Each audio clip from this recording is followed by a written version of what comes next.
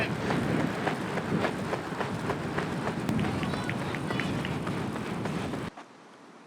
Okay, you happy, Neil? Yeah.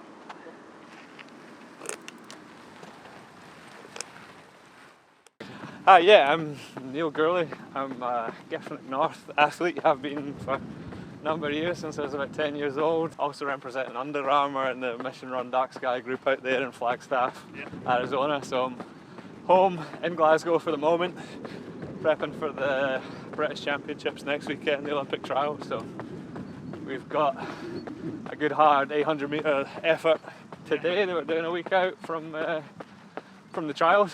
Nice one. And some tempo stuff after it too. For sure, and like you said, you're back home again. Obviously this is where you started your athletics journey in Scotland. Yeah. You grew up in the sort of grassroots environment with Giffnock North. Yeah. How did you feel like competing like at that age when you're younger in Scotland kind of helped make you into the athlete you are now? I mean, I was so kind of lucky to have the support that I did. Yeah. I mean, everything in this sport is really done through your clubs, pretty much.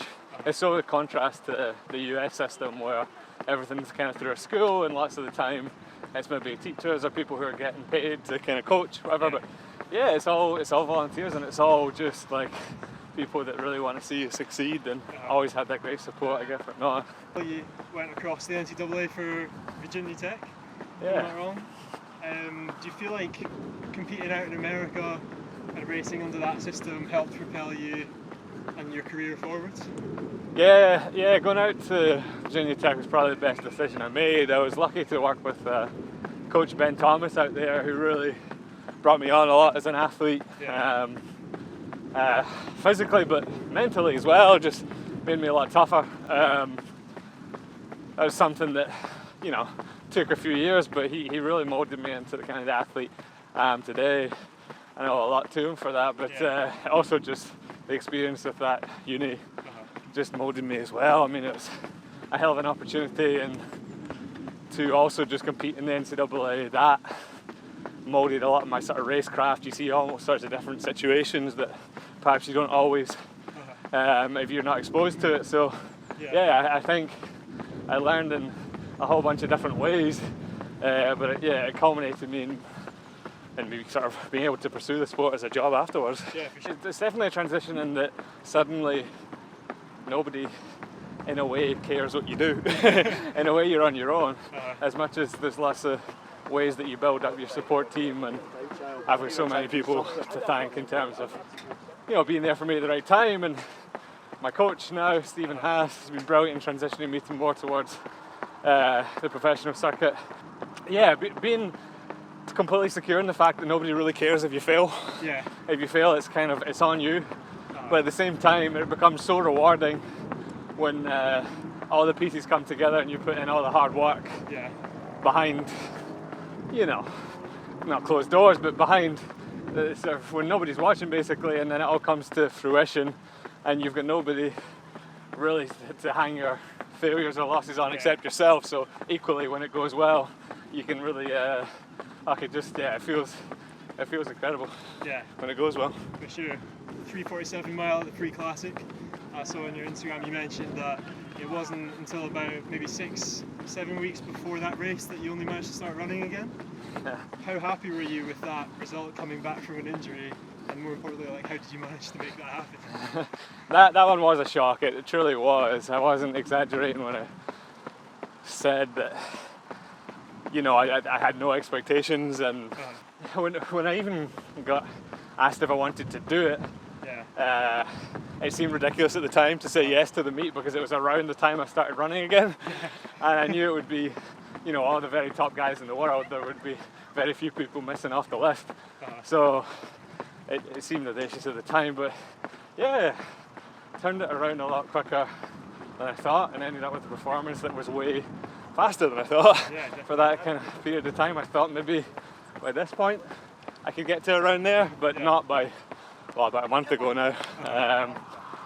But it was a testament to what I'd done while I was injured, which was a lot more sort of aerobic volume than I'd ever done before.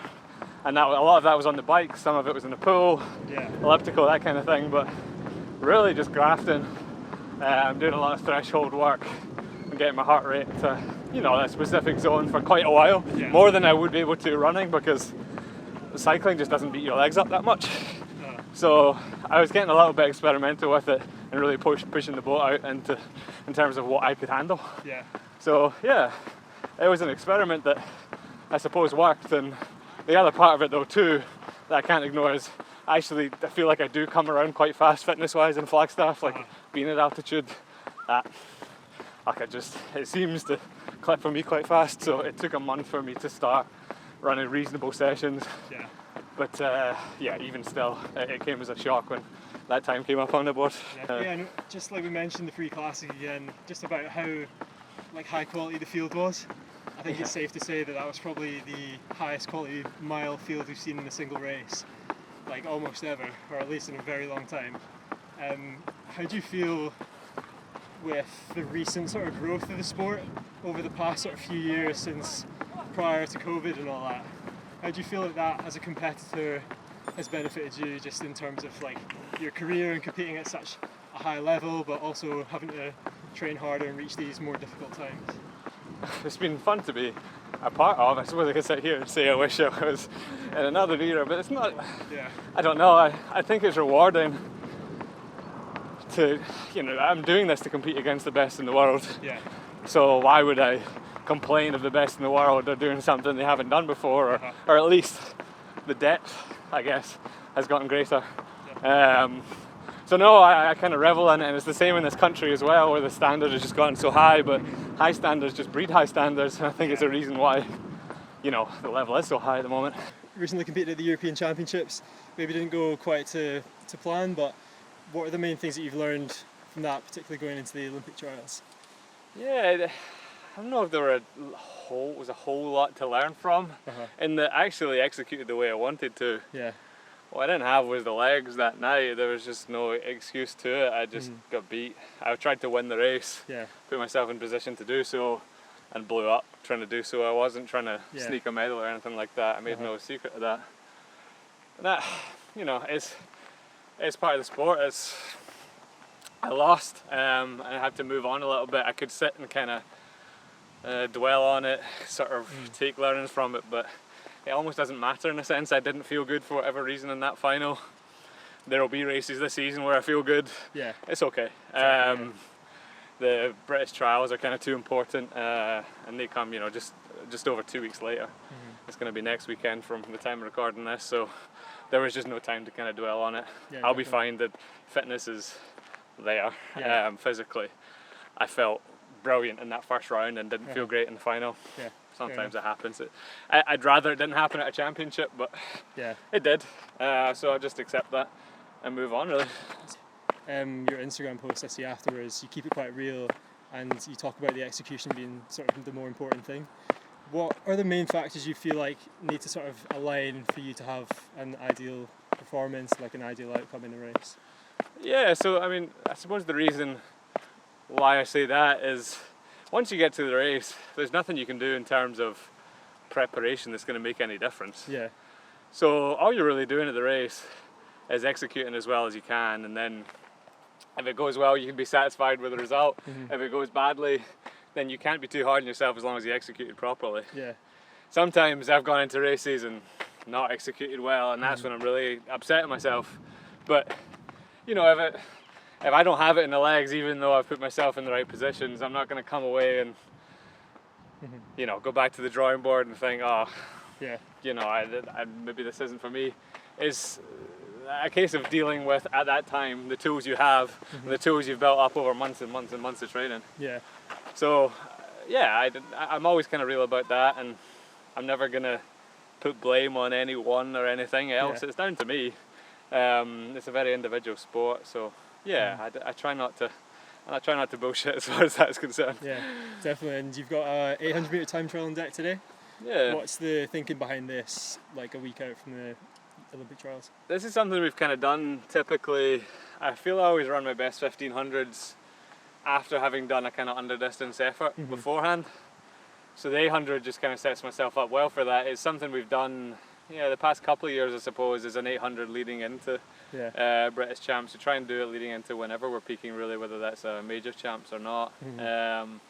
So yeah, it's really just about the effort today. The time, we'll see. I don't know. It's sometimes a bit less relevant. It's more about how hard we can, how hard we can push the boat out today, and really induce that kind of proper, tolerance of the lactate. Remind my body that this sport is really hard and that this will hurt today, and that's okay. 7 days to recover from this, and it'll be, I suppose, an indicator of where I am. But I've had pre-race time trials go well and run poorly, and I've had them go poorly and then you race well. So we'll see, but it should be fun to give a good crack at the 800 today. Yeah, that's good. It's a hard skill actually, but it's good at it. Burn that I think he enjoys that. Yeah.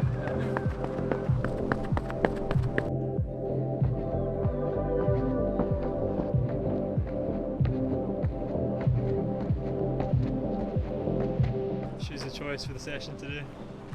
Under Armour spikes. Under Armour spikes, I think these are actually a prototype, but they're hopefully going on sale soon.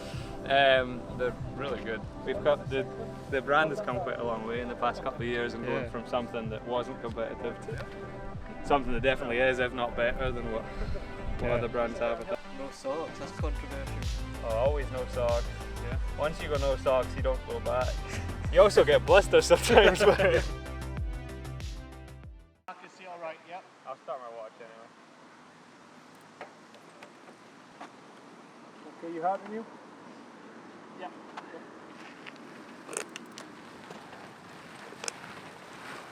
Good. Okay, let's go. On you.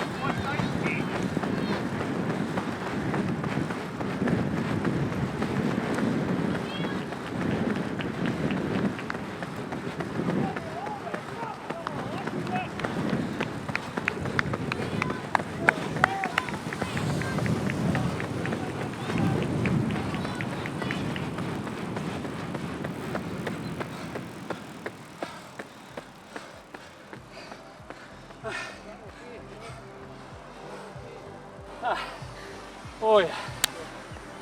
146. 146. 146.7, I made that. Smashed it, man. Good. Well done. Hard. Pretty metronomic from Pollard. Perfect, he's a metronome. Metronome mark. I'm glad it wasn't wrong. You take that, Neil. Huh? You take that. I think that's the track record. It is, I just said it's a track record. Well done, Mark. And then 30 and then 13. So, and I'm trying to time that, and you've got to dash about here and then I'm doing 100, 200, oh, I go, wow! Brain freeze, Good to go whenever you are.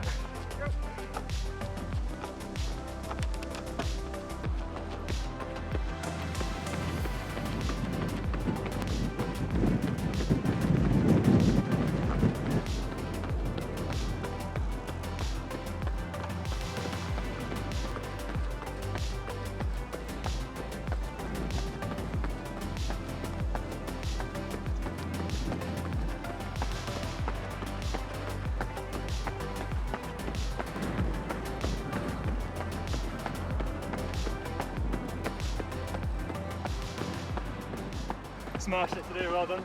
Thank you. Thanks for letting me join. Cheers, yeah, not a problem. It's probably a good one to get on camera if there ever was one. Definitely. The rest of the stuff can be boring.